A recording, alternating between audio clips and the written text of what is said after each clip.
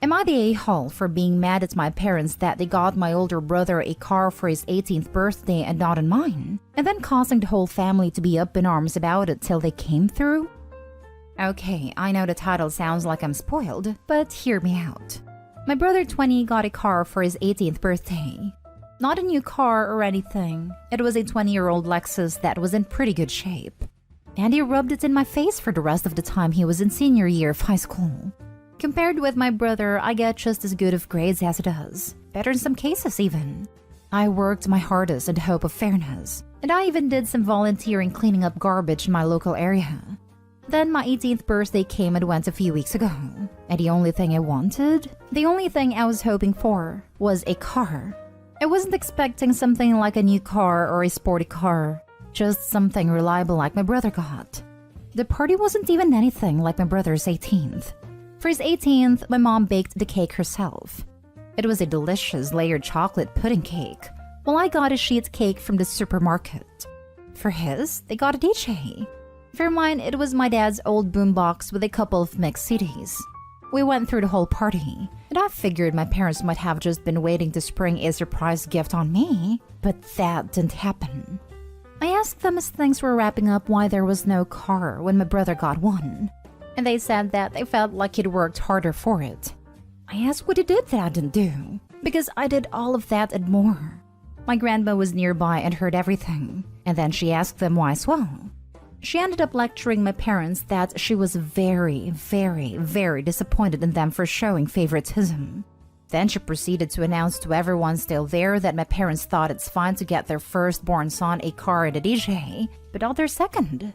And then she even pointed out how much harder my parents tried for my brother's 18th birthday than they had for mine. My uncle was the first to stand up and say something, then everyone else who had not left yet. I ended up just walking away and going to my room to sit and think. I got a few I'm sorry calls from relatives, and my grandparents convinced me to go out with them for the evening. But when I got back, my parents were pissed and told me I'd shamed them to the whole family. I just walked past them because I didn't want to fight. The next few weeks went by with a silent treatment between us. But then a few days ago, my parents suddenly surprised me with a white 98 Subaru Legacy that runs great. They practically threw the keys and the title in an envelope at me and said to have fun.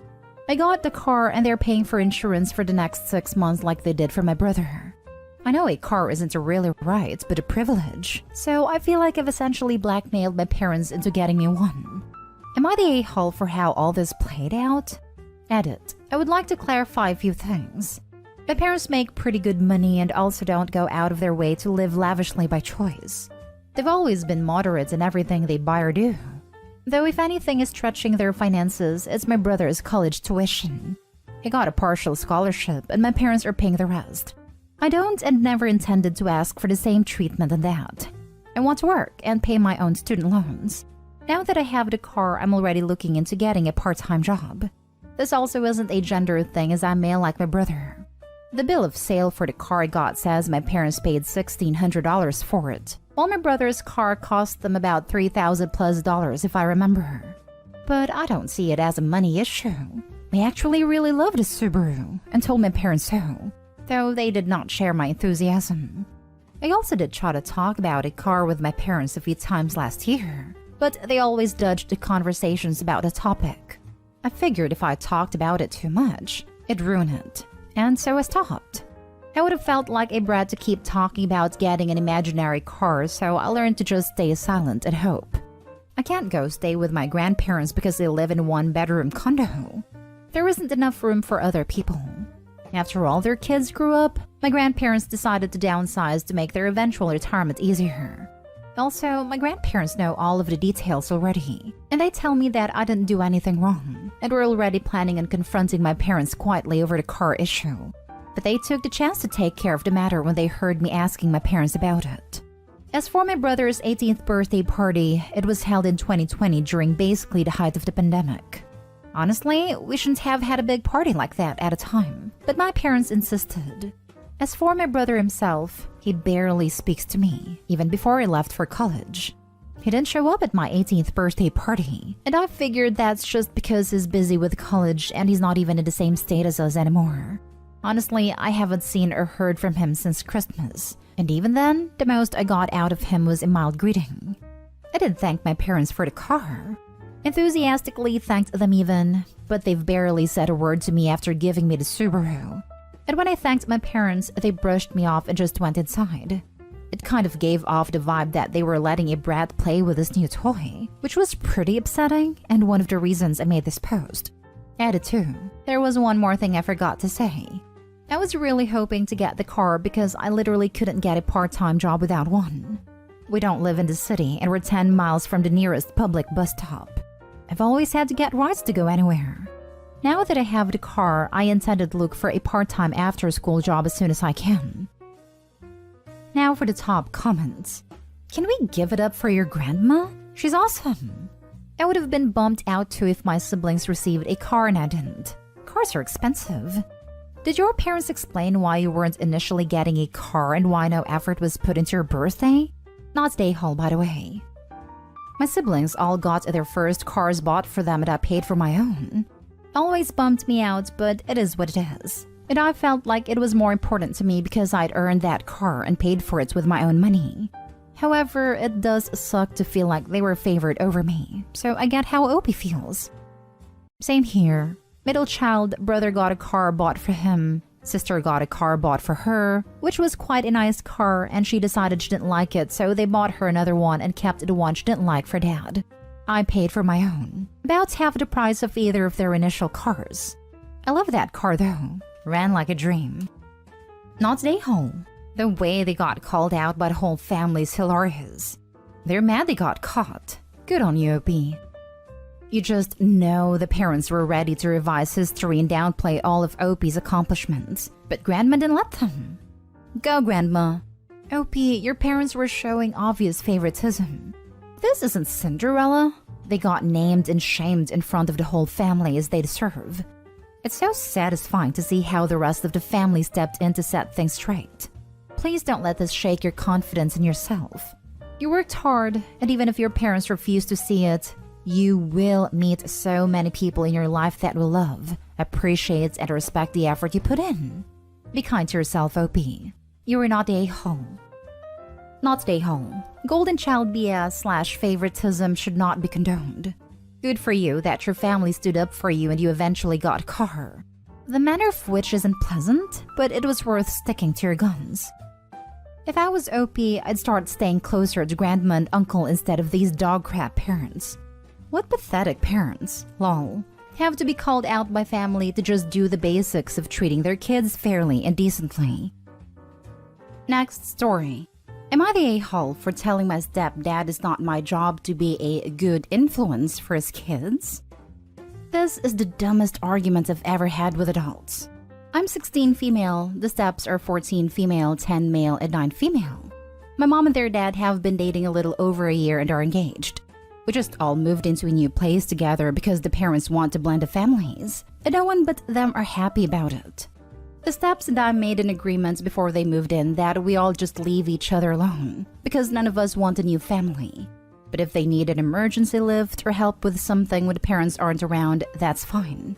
The AITA issue started because I'm a serious athlete, so my lifestyle has to be pretty healthy. I worked out a lot and I meal prep most of my own food to make sure I keep up with my nutrition plan. The step family have a very different way of doing things, and that's causing some friction. I don't care what shape or size they are just to throw that in there. It's none of my business. But stepdad has started like using me as an object lesson to the kids. Opie always eats really healthy, we should probably all be doing that. And maybe Opie could give us some pointers and we could do a family gym night. That kind of thing. It's really upsetting the 14-year-old especially, I think, because she's kind of sensitive about her size, and having me around isn't helping with that already. Over the weekend, I was making a shopping list for meal prep for the week when stepdad brings the 14-year-old in and says, "Hey Opie, stepsis would like to try your meal plan out. Can you walk her through it?"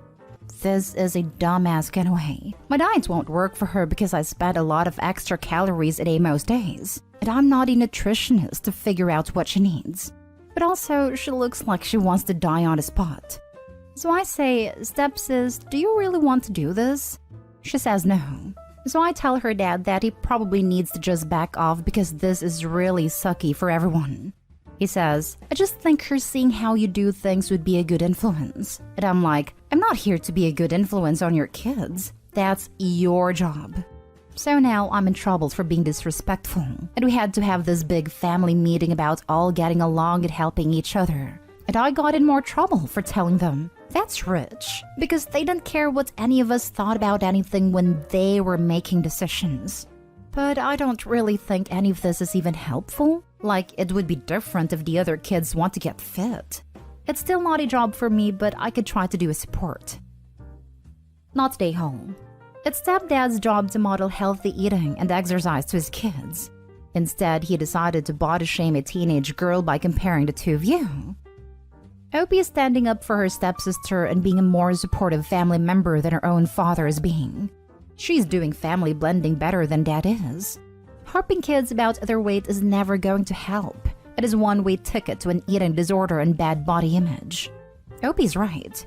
If he wants his kid to start eating better, he needs to be cooking healthy meals for everyone.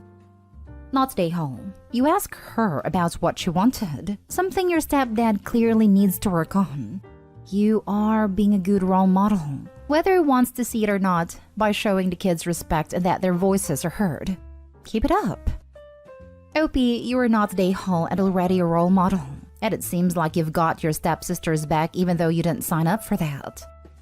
I graduate in May with a degree in nutrition, and what stepdad was suggesting is literally the opposite of what his daughter needs from a nutrition standpoint, unless she is actually getting the same amount of intense physical activity. And even then, the portions would have to be adjusted to fit her particular needs. Sports nutrition is entirely different from lifestyle nutrition, and the proportion of protein and other nutrients can be very excessive, and actually unhealthy for someone not getting the adequate amount of physical activity to utilize the excess nutrients. While stepdad's intentions may be good, he definitely needs to take a step back before it actually causes physical harm. That's what I thought. My diet is set up and checked regularly by a sports nutritionist, and I only know what I need for me and what my dad does for powerlifting. Even he tells people who train with him to see a professional for nutrition, because DIY can be dangerous when you need to cut a lot. Now for the last story. Am I the a-hole for refusing to let my mother-in-law spend the night in my bedroom and lock the door? Context. My husband, male 34, and I, female 26, got married 9 months ago. We live in a different town from his parents, and his mom visited us unexpectedly on Friday. Now, to give some context about my mother-in-law, she is okay-ish but has no respect for her son's privacy and, by extension, mine. When it was time to go to bed, mother-in-law requested that we let her sleep in the bedroom, on the master bed. Not just that, but lock the door as well because she explained she can't feel comfortable enough to sleep without locking the door. I found this bizarre, but I politely declined and suggested other options like the guest room, couch, and air mattress. But no, she turned around and presented these options to me. My husband agreed, but I said no, and this initiated an argument between her and I.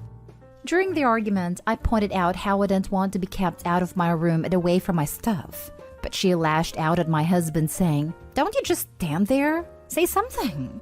My husband told me to let her, it's just one night, but I told her those were all the options I had for her, and if she didn't like them, then I could book her in a hotel. She took it as in I was kicking her out and started crying, which made my husband upset.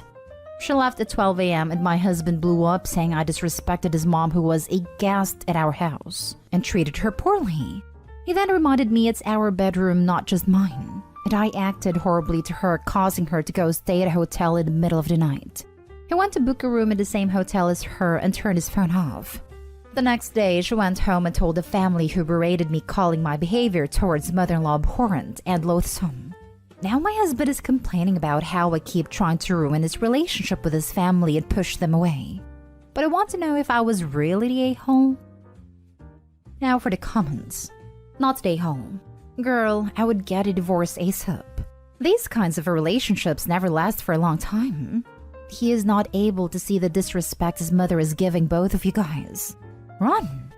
Edit. Never thought my first most liked comment on Reddit would be an advice to get divorced. I wanted to say this but didn't. Glad someone did though. I mean, I just told her what I would do. She probably want to lock the room so she can snoop around. See, that's exactly what I thought too. LMAO. She probably did room checks on husband when he lived with her, and she's dying for the snooping fix. It's either that or she's such a control freak that this is her way of marking her territory.